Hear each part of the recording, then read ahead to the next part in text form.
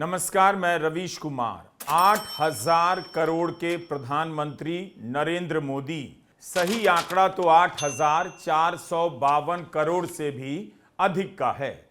सरकारी नाम PM cares fund है, मगर इसे कहा जाना चाहिए प्रधानमंत्री पर्सनल फंड। यह ऐसा फंड है जो अपने बारे में जानने का अधिकार ना तो नागरिकों को देता है, ना सांसदों को।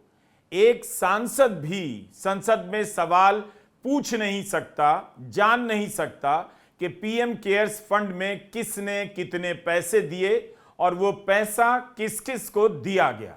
नागरिक भी सूचना के अधिकार का इस्तेमाल नहीं कर सकता है। इतना पहरा लगा है इस फंड पर, इसीलिए यह पीएम केयर्स फंड नहीं, पीएम पर्सनल फंड है। नाम में केयर्स है, लेकिन एटीट्यूड ऐसा है कि मैं पीएम हूं, आई डोंट केयर। नहीं बताऊंगा किसने पैसा दिया, नहीं बताऊंगा इस पैसे से हमने किसको दिया। तभी हमने कहा कि 8,000 करोड़ के प्रधानमंत्री नरेंद्र मोदी। यह उस देश का हाल है जिसके एक राज्य बिहार के नालंदा जिले में 35 बच्चों को इसलिए अस्पताल में भर्ती कराना पड़ा क्योंकि मिड डे मील में नमक की जगह सर्फ दे दिया गया। कहीं भी नजर घुमाइए, लूट ही लूट नजर आती है। मगर सवाल पूछिए तो आप ये नहीं जान सकते, वो नहीं पूछ सकते। किसी सवाल का जवाब क्यों नहीं दिया जाता? यूजीसी नेट की परीक्षा में पिछले साल के ही सवाल पूछे गए हैं। कॉमर्स में 80 से अधिक सवालों को दोहराया गया और जवाब भी same to same. UGC NET के 3 पेपर की परीक्षा रद्द करनी पड़ी। और हालत यह देखिए कि इस तरह की खबर भी कथित रूप से छप रही है। कायदे से नेशनल टेस्टिंग एजेंसी के चीफ को देन एंड देयर बर्खास्त कर देना चाहिए था। किसी भी स्तर पर जाइए, आपको इस देश में जवाब नहीं मिलता, जवाबदेही तय नहीं होती। किसी को बताना तो चाहिए कि पीएम केयर्स फंड में 8,000 करोड़ रुपया कैसे बिना इस्तेमाल के पड़ा रह गया। क्या इस देश में किसी को जरूरत नहीं पड़ी? 18 घंटे काम का यही रिजल्ट है कि 8,000 करोड़ का इस्तेमाल नहीं हो पा रहा। 2 साल तक ऑडिट की रिपोर्ट नहीं आई। 18 अगस्त को पीएम केयर्स फंड की ऑडिट रिपोर्ट आई। पता चला 2 साल का ऑडिट 5 और 6 अगस्त को किया गया। 2 साल से हुआ ही नहीं। पीएम केयर्स की वेबसाइट से पता चलता है आखिरी बार ऑडिट 2022-23 में हुआ। सोशल मीडिया पर तरह तरह के सवाल उठ रहे हैं। कांग्रेस केरला ने एक सवाल पूछा है, क्या पीएम केयर्स फंड को इसलिए सीएजी ऑडिट से बाहर रखा गया ताकि पैसे का ट्रेल ही पता ना चले? 2021-22 में इंडियन ऑयल कॉरपोरेशन को लिक्विड ऑक्सीजन इक्विपमेंट खरीदने के लिए 189 करोड़ रुपए पीएम केयर्स से दिए गए, मगर इंडियन ऑयल कॉरपोरेशन की सालाना रिपोर्ट से पता चलता है उसे पीएम केयर्स फंड से 103 करोड़ रुपए ही मिले। सवाल उठता है 86 करोड़ रुपए गए कहां? इसी तरह कर्नाटक सरकार के गृह मंत्री प्रियांक खड़गे ने कहा है कि मोदी सरकार आपात स्थिति के नाम पर विदेशी कंपनियों और देश के लोगों से फंड क्यों लिए जा रही है जब उसे खर्च ही नहीं करना है। यह तो जनता के साथ धोखा है। तो विदेशी फंड क्यों लिया जा रहा है? यह सरकार विदेशी फंड के नाम पर इतनी सारी थ्योरी की कहानी गढ़ती है। पीएम केयर्स फंड में किस विदेशी कंपनी या संस्था ने पैसा दिया बताना नहीं चाहती। गोदी मीडिया डर के मारे पूछ नहीं पाता। पीएम केयर्स फंड के चेयरमैन कौन है? प्रधानमंत्री नरेंद्र मोदी। इसके अलावा इसमें 3 कैबिनेट मंत्री, गृह मंत्री हैं, वित्त मंत्री हैं और रक्षा मंत्री एक्स ऑफिशियो कैपेसिटी में ट्रस्टीज बनाए गए हैं। इस मामले को अब समझने के 2 ही रास्ते हैं। एक कि फंड को लेकर क्या क्या कानून है, प्रक्रियाएं क्या हैं और अब तक क्या क्या हुआ है, और दूसरा मोदी सरकार फंड और चंदे के मामले में कितनी पारदर्शी रही है। उसी से आपको पता चलेगा कि यह सरकार बात तो करती है पारदर्शिता की, मगर आंखों के सामने पर्दे टांग देती है। कॉकरोच जनता पार्टी के अभिजीत दीपके ने कहा है 8,000 करोड़ रुपया बेकार पड़ा रह गया। यह तो बहुत पैसा है। 8 करोड़ के हिसाब से एक अच्छा स्कूल बन सकता है और इतने पैसे में 1000 टॉप क्लास स्कूल आज के आज बनाए जा सकते हैं। ये पैसा हम उन बच्चों की स्कूल्स के लिए क्यों नहीं यूज़ कर रहे हैं? क्यों ये पैसा नए स्कूल्स बनाने के लिए इस्तेमाल नहीं हो रहा है? अगर हम एक स्कूल बनाने का कॉस्ट अप्रॉक्सीमेटली 8 करोड़ पकड़ ले, एक अच्छा स्कूल सारी फैसिलिटीज़ के साथ, एक मॉडल स्कूल, तो उसके लगेंगे 8 करोड़। तो एक स्कूल के अगर 8 करोड़ लगते हैं तो 8,500 करोड़ में 1000 से भी ज़्यादा न्यू हाईटेक मॉडल स्कूल्स बनाए जा सकते थे।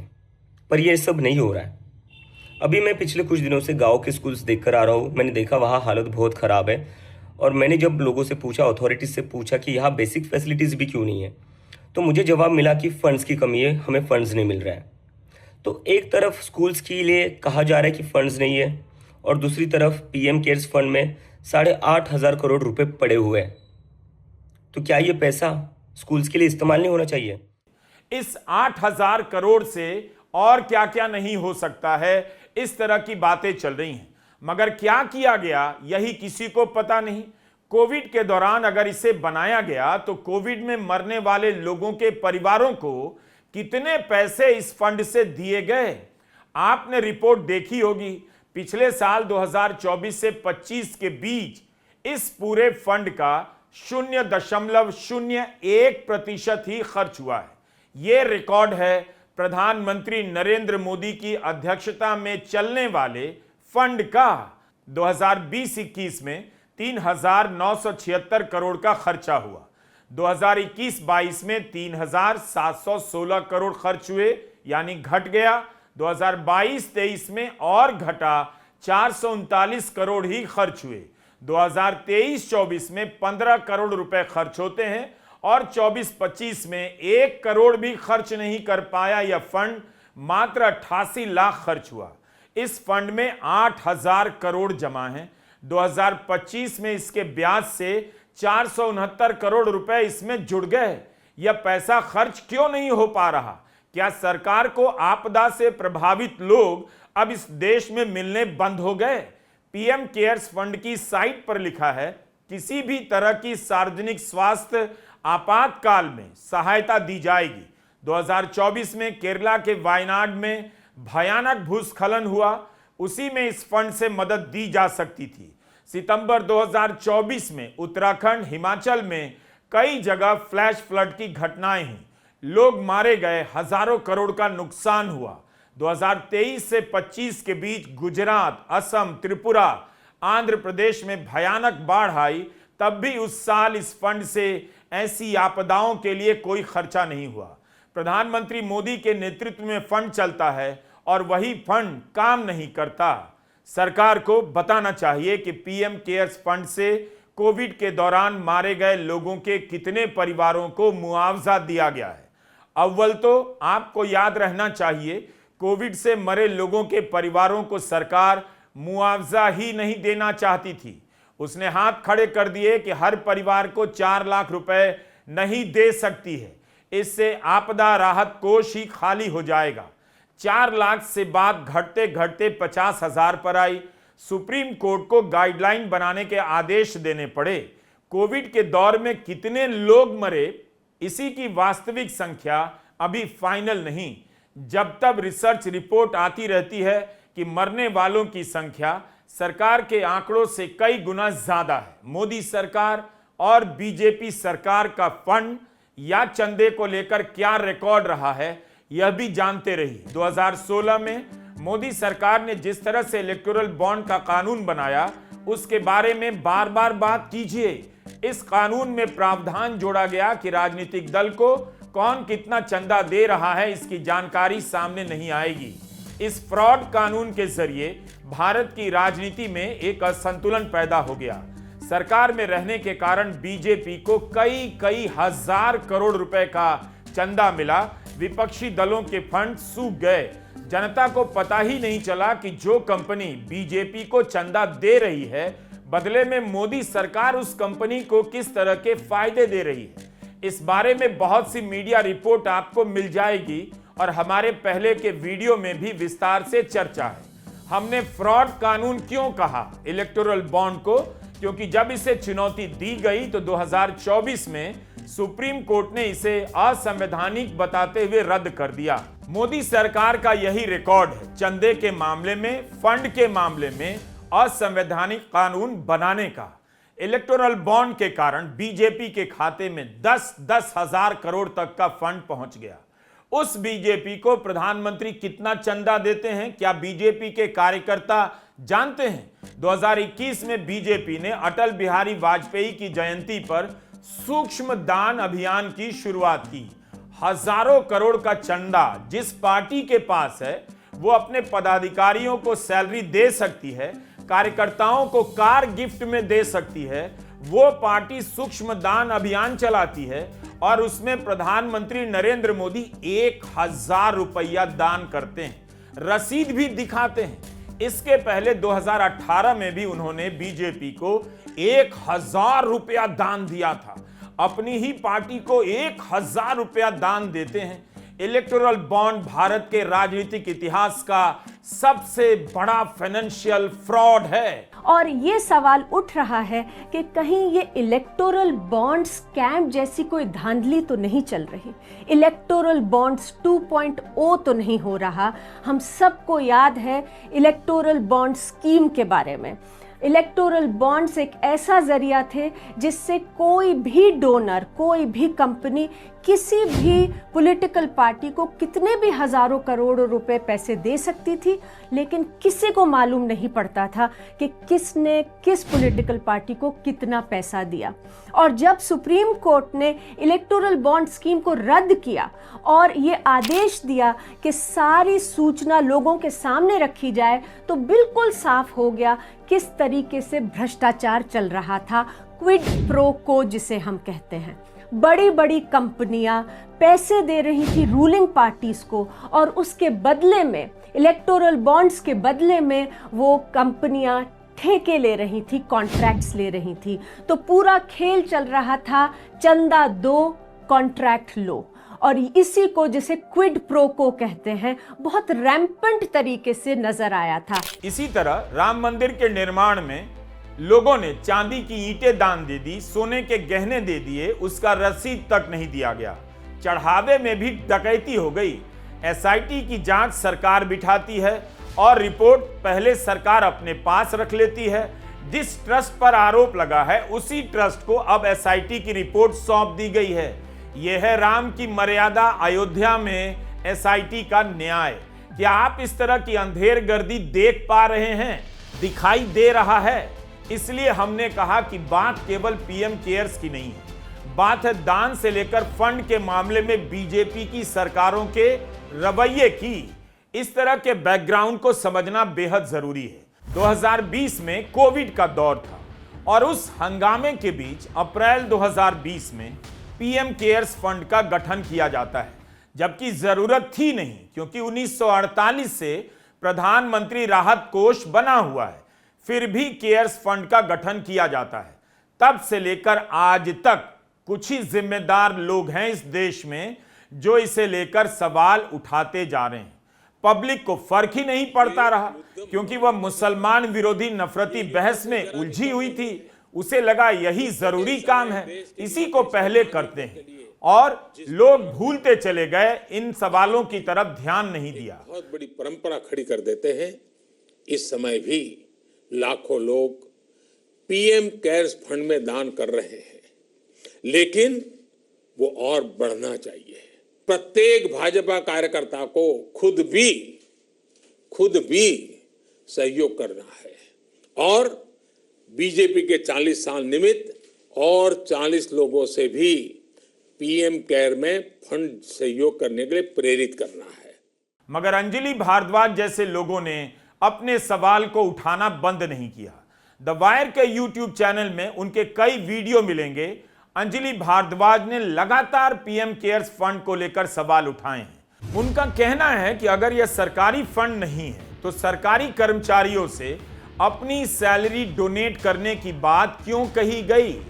जब पीएम केयर्स फंड लॉन्च हुआ तब सरकार ने केंद्रीय कर्मचारियों की सैलरी से एक दिन का वेतन निकाल लिया। कहा गया स्वैच्छिक है, लेकिन सर्कुलर की जांच हुई तो पाया गया कि खाते से सीधे पैसे काट लिए गए।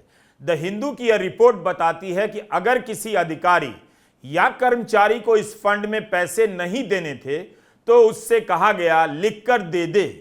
इसे लेकर अप्रैल 2020 में एम्स के डॉक्टरों ने बाकायदा विरोध किया कि डोनेशन स्वैच्छिक होना चाहिए।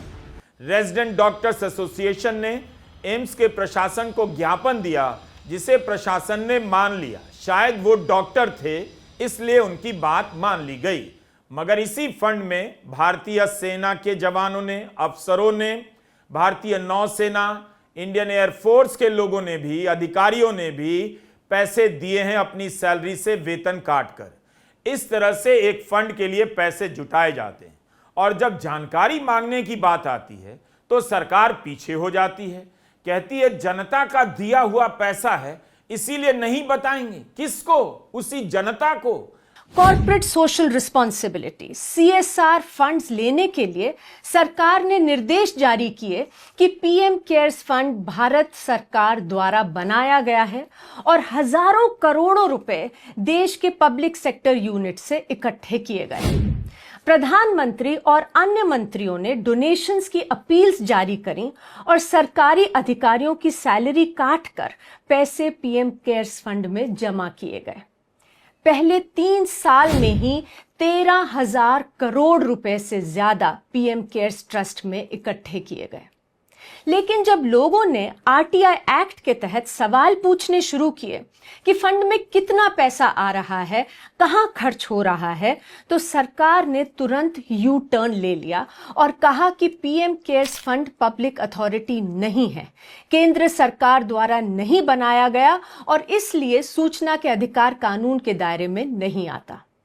तो मतलब जब चंदा इकट्ठा करने का समय था तब तो पीएम केयर्स फंड को पब्लिक अथॉरिटी बताया गया, पर जब जवाबदेह होने का समय आया तो सरकार ये कहकर मुकर गई कि PM cares fund public authority है ही नहीं।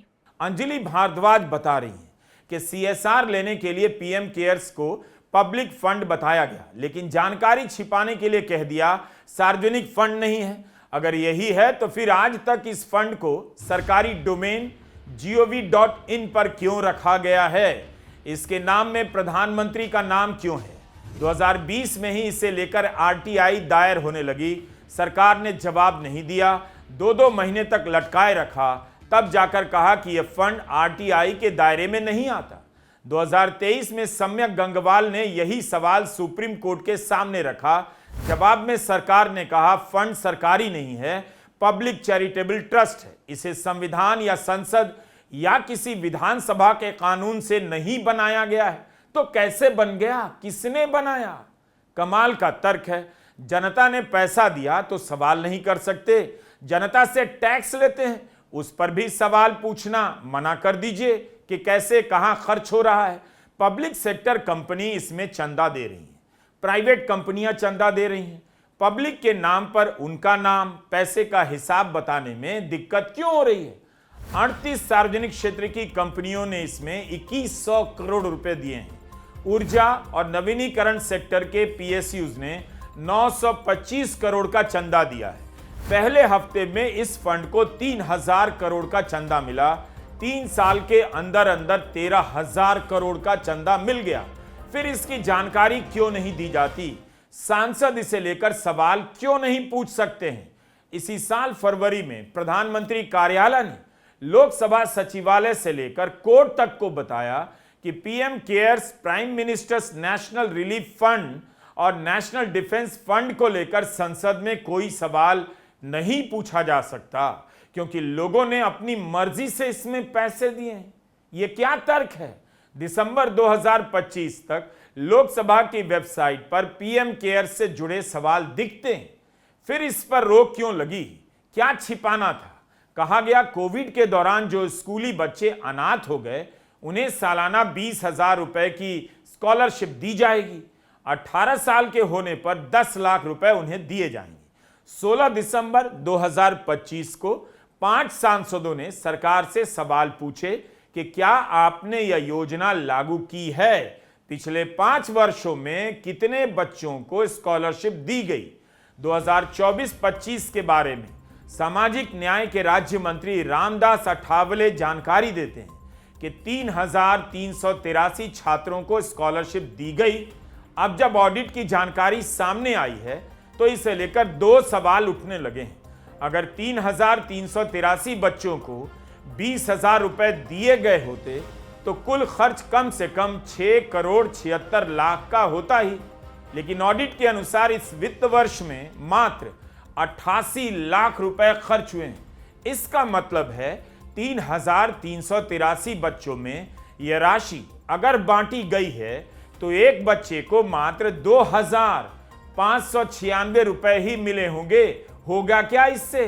क्या सरकार बता सकती है कि अनाथ बच्चों के हक का पैसा उन्हें क्यों नहीं मिला? मिला तो कितना मिला? फंड से कितना पैसा जारी किया गया? केयर्स का फुल फॉर्म है, हिंदी में बता रहा हूं, प्रधानमंत्री नागरिक सहायता और आपातकालीन स्थिति राहत निधि। लोग पूछने लगे सरकारी फंड है तो आरटीआई के दायरे से बाहर क्यों है? और अगर सरकारी नहीं है तो क्या यह प्राइवेट फंड है? और अगर प्राइवेट फंड है तो इसका मालिक कौन है? फिर प्रधानमंत्री इस ट्रस्ट के चेयरपर्सन क्यों हैं? सवाल है कि अलग से फंड बनाया ही क्यों गया? इसके पैसे को एनडीआरएफ में क्यों नहीं डाला गया?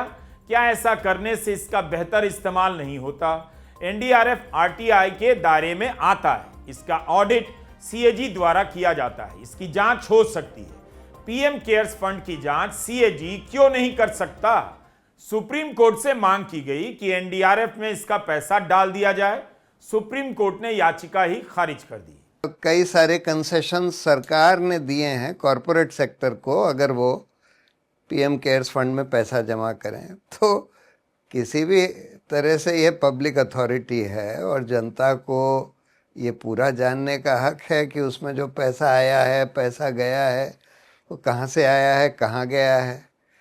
तो इसलिए उसको ये कह देना कि पब्लिक नहीं जान सकती और सांसद भी नहीं जान सकते, इससे तो यही जाहिर होता है कि ये प्रधानमंत्री ये सोचते हैं कि ये उनका प्राइवेट पैसा है और इसको जहाँ चाहें वो खर्च कर सकते हैं, चाहे अपने दोस्तों को दे दें, चाहे अपने अय्याशी के लिए, अपने ऐशो आराम के लिए खर्च करें, जो चाहें करें। उनको ये लगता है कि उनका पर्सनल पैसा है। ये करने का मतलब एक ही है कि प्रधानमंत्री को ये लगता है कि ये इनका पर्सनल पैसा है और इसको जानने का कि ये कहाँ खर्च करते हैं, कहाँ से आता है, किसी को हक नहीं है। लेकिन जब ये साफ साफ एक सरकारी फंड बनाया गया है जिसमें सरकार से ही ज़्यादातर पैसा आ रहा है या सब्सटेंशियल पैसा सरकार से आ रहा है और बाकी जो कॉरपोरेट से आ रहा है वो भी उनको कंसेशंस देकर आ रहा है, तो ऑब्वियसली पब्लिक को जानने का हक है। इलेक्टोरल बॉन्ड्स में तो इतना भी नहीं था, लेकिन उसमें भी सुप्रीम कोर्ट ने बोला कि भाई पॉलिटिकल पार्टियों को अगर ये फंड दिया जा रहा है तो लोगों को जानने का हक है कि किसने दिया, किस पार्टी को दिया, और उन्होंने वो सार्वजनिक करवा दिया था। ये तो पूरा पब्लिक फंड है। आप मर कर टैक्स दिए जा रहे हैं, कहीं से कोई राहत नहीं, मुरव्वत नहीं, एक ढंग का स्कूल नहीं, एक्सप्रेसवे बनता है, पहली बारिश में गड्ढे निकल आते हैं। सरकारी अस्पतालों की क्या हालत है आप अच्छी तरह से जानते हैं। आपके टैक्स का पैसा किस तरह खर्च हो रहा है, कहां जा रहा है, इसका हिसाब लेते रहिए। ऐसी जानकारियों में आस्था से जुड़े मुद्दों की तरह सनसनी नहीं होती, भड़काऊ बातें नहीं होती, मगर इसी तरह की जानकारियों के पीछे चलकर आप सरकार की चोरी पकड़ने लग जाते हैं, अपने जीवन को भी बेहतर करते हैं, यूरोप जाते हैं, फुटपाथ खोजकर कूदने लग जाते हैं और इंडिया में रहते हैं, पूछते तक नहीं कि आपके शहर में फुटपाथ क्यों नहीं बना। आप सरकार की नहीं, अपने ही पैसे का हिसाब मांगिए। न्यूयॉर्क टाइम्स में एक रिपोर्ट आई, भारत में इंजीनियरिंग पढ़ने वाले छात्र लाखों रुपए की फीस दे रहे हैं, उन्हें नौकरी मिल रही है साल के 2.5 लाख की, वो भी नहीं मिलती। इन प्राइवेट इंजीनियरिंग कॉलेजों का धंधा अरबों में पहुंच गया है और छात्रों पर लोन का लोड बढ़ता जा रहा है। यह क्यों हुआ? क्योंकि जनता ने इन मुद्दों पर बात करना जरूरी नहीं समझा। इसी मोदी सरकार ने कॉरपोरेट का टैक्स घटा दिया इस नाम पर कि नौकरियां मिलेंगी, लेकिन नौकरियां मिली नहीं। कॉरपोरेट का मुनाफा रिकॉर्ड स्तर पर बढ़ गया है और नौकरियां घटती जा रही है। क्या आपको यह बात समझ ही नहीं आती कि यह सब आपकी कीमत पर हो रहा है? आपको समझना है, इसीलिए दिन रात इस देश में धर्म का मुद्दा चलाया जाता है। बच्चों पर गोली चलती है, पैलेट गन चलते हैं, गृह मंत्री संसद में नहीं आए, एक बयान तक नहीं दे पाते। वंदे मातरम को लेकर दिन रात बयान पर बयान दिए जा रहे हैं। ऐसा लगता है इस सरकार को राष्ट्रगान का अपमान दिखाई देता है। देश के बच्चों को लाठी से पीटने में, उन पर पैलेट गन चलाने में कोई अपमान दिखाई नहीं देता। नमस्कार, मैं रवीश कुमार।